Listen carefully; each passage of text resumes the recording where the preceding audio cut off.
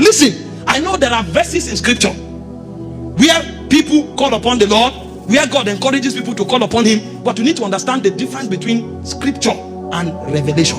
You can pick a scripture, quote it, you will be correct in a dispensation, but when God moves, that your scripture that is a correct scripture may not be conformed to revelation.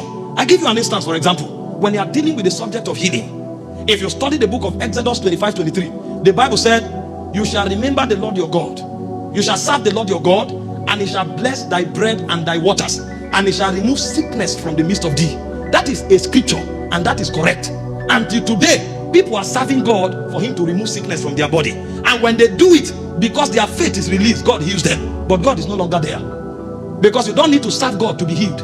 That was what he told them when they left Egypt. When they moved further, the Bible came, and the Bible began to speak to us from Isaiah 53, and he said he was wounded for our transgressions, he was bruised for our iniquities, the chastisement of our peace was upon him, by his stripes we were healed. We are no longer debtors to sickness. And so a man who has this revelation is superior to the man who has the first, because while the man who has the first revelation is trying to scrub the floor in order to have fruit of the womb, and it's correct, if that's what helps your faith, that's good, but that's a lower revelation.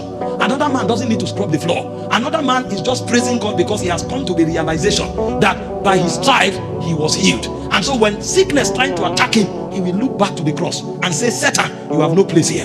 That man is scrubbing the floor. It's an act of worship.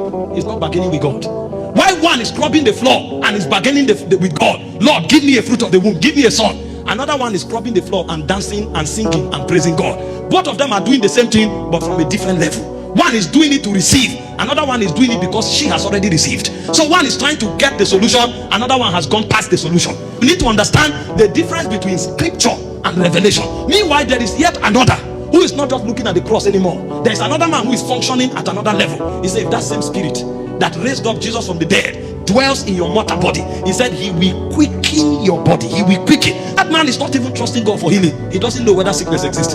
He doesn't know. When you are talking about sickness, he can ask you, what does that mean? And you look at him and say, are you crazy? He's in another world entirely.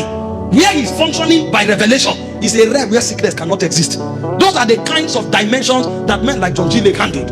And the plague that others are trusting God not to contact, when the plague touch him, the plague die.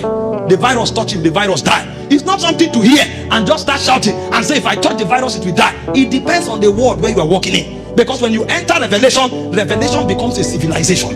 A man who said, that same spirit that is in me quickens my mortal body, doesn't pray for healing. That man walks in divine health. If you ask him about sickness, he will laugh at you. It's a different world entirely. There's a difference between quoting a scripture and walking in revelation. Revelation is a spectrum. For those of you who study science, you know that this white light you see is not white. This white light you see is a combination of 7 colors. When the light passes through a spectrum, it will divide into 7. You will be shocked to see red inside this white light. You will be shocked to see green inside this white light. When you are quoting isolated scripture, it's like picking the individual lights in the spectrum. But a man who has revelation has embodied the whole light. And so if he finds you operating at a lower revelation, he knows that's what helps your faith. He will allow you. But when you want to grow, you will move from there. Because the time will come when, if you are doing kingdom business, you can't afford to waste time praying to be healed. Because there are territories you will enter that your first step will be with sickness and death. There are places God will send you to and it will be plagued. You need to carry something that makes you live above the realm of sickness to be able to do kingdom there. If you have not come to that level of revelation, then your walk with God will be limited.